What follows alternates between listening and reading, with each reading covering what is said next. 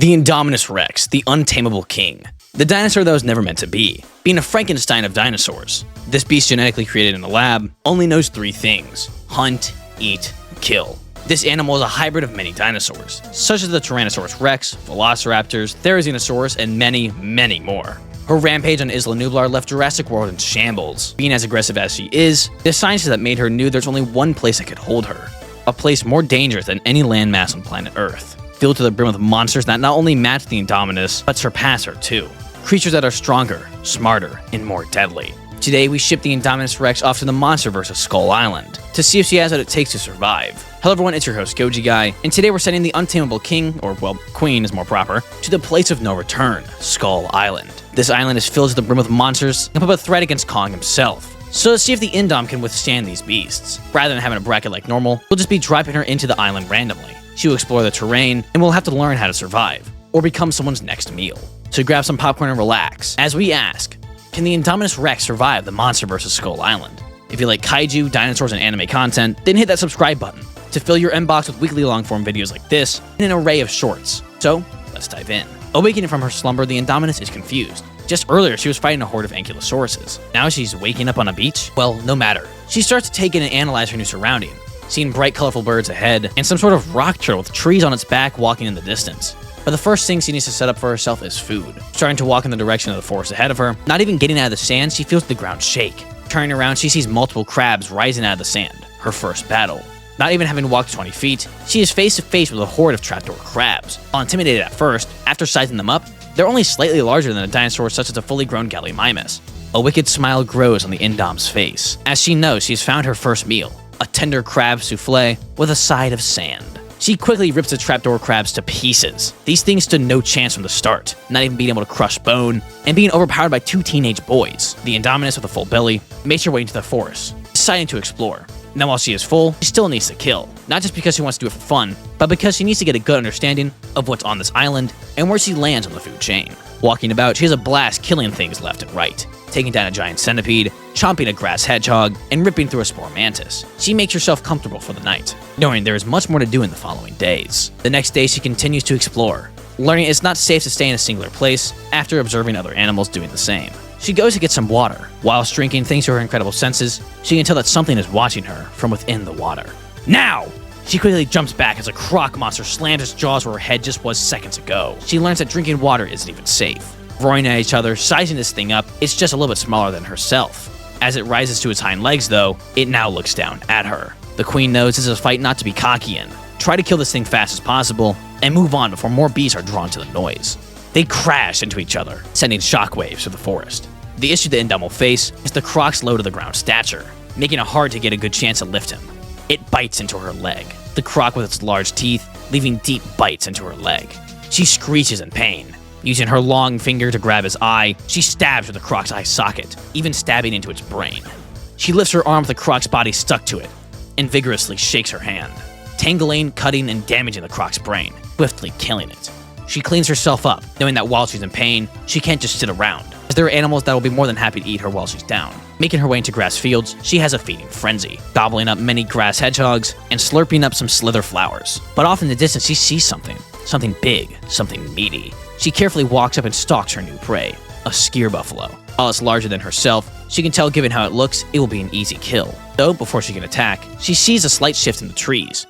Knowing how dangerous this place is, she knows something is over there. Switching to her thermal vision, she sees something. It's massive. But when going back to her normal vision, she can't see it. It's camouflaged. She backs away slowly, not knowing if the thing is looking at the buffalo or her.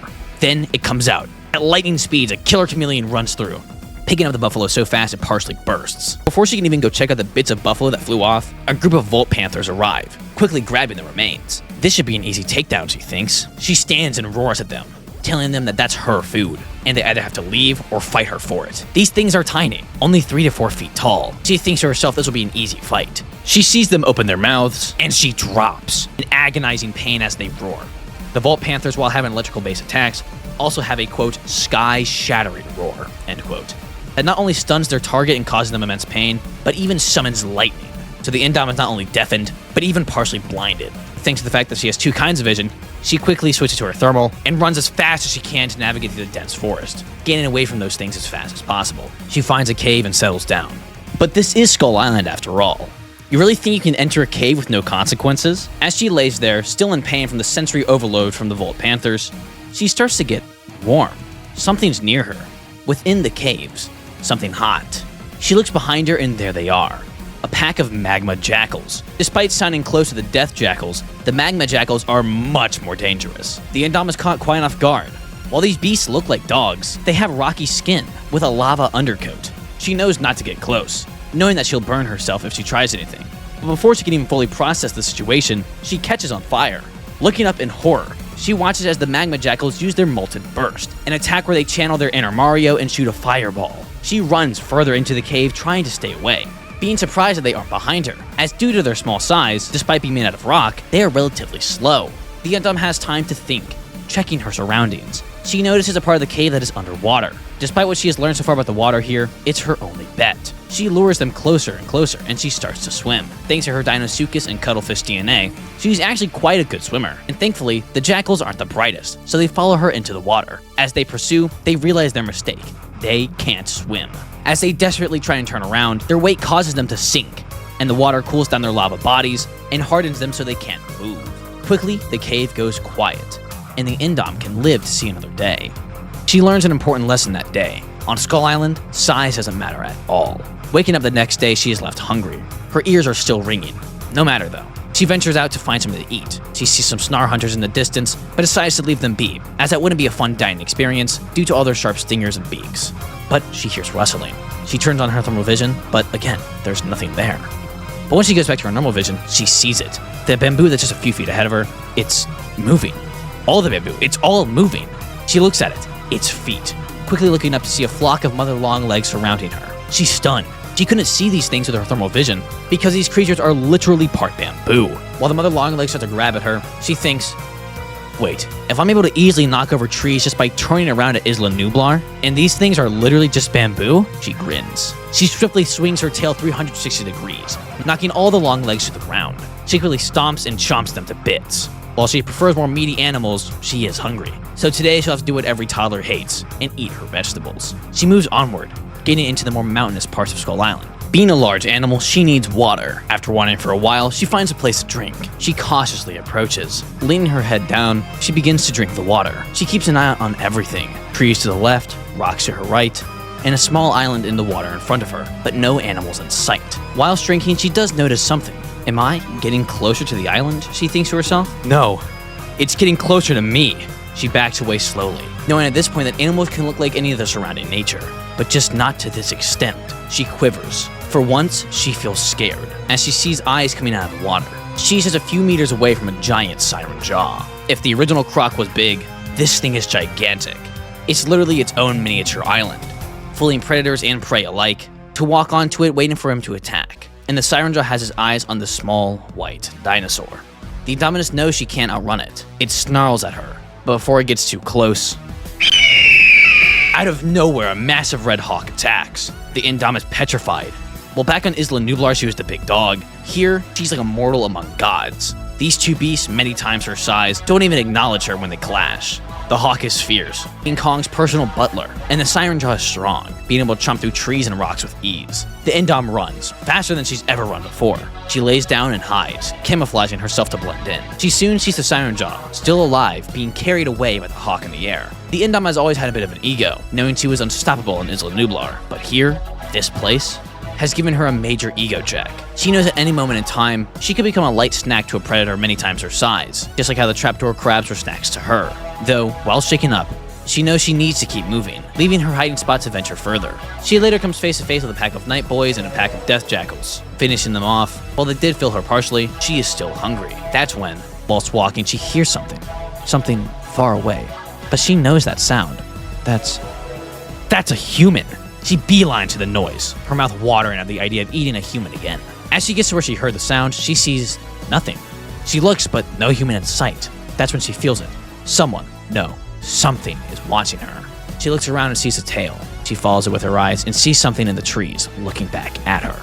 Duck! She falls to the ground as a juvenile skullcrawler lunges at her. She was baited there. The Skullcrawlers, using their unique ability of vocal mimicry, pretended to be a human. The Indominus fell for the trap. Now, to those who are big fans of the channel, you may have already seen a breakdown battle between these two beasts, which, if you haven't, go ahead and go watch that, and then come back to this video. And make sure to subscribe if you don't want to miss stuff like this in the future. But to those who have seen that video, or to anyone that just got back and is now caught up, howdy, and thank you for watching that one. But you may remember that I said in a fight between a teenage Skullcrawler and a fully grown Indominus, the Skullcrawler would just barely pull through. But this fight is different, as the Indominus learned many new things on this island. That, along with the fact that juvenile Skullcrawlers don't really think out their attacks as much as their more mature counterparts do, the scales of this fight has changed. The Indominus, now being more skilled in knowing to expect anything, quickly examines the Skullcrawler, noticing its jumpy nature and its thin skin. He has a plan. The fight commences. Kaiju versus dinosaur. The Indominus' thick skin and claws help a lot for this battle, allowing her to take more blows and dish out harder hits. While the Skullcrawler is far more agile, and along with his prehensile tongue and tail, he can land hits faster and evade attacks with ease. Though, due to the Indominus' previous encounter, she is still in shock, still scared from the beasts that are on this island. She starts falling behind. Her attacks are the same, over and over. And quickly, the Skullcrawler picks up on this, learning how to dodge and counter her attacks. Soon, the Indom starts slowing down, bleeding out, taking more and more damage, as the Skullcrawler lands brutal hit after hit. Is this it? This is how it ends? The Indominus is forever doomed to lose to this stupid overgrown lizard. After landing blows on each other, the Indominus is weakened, on the brink of death.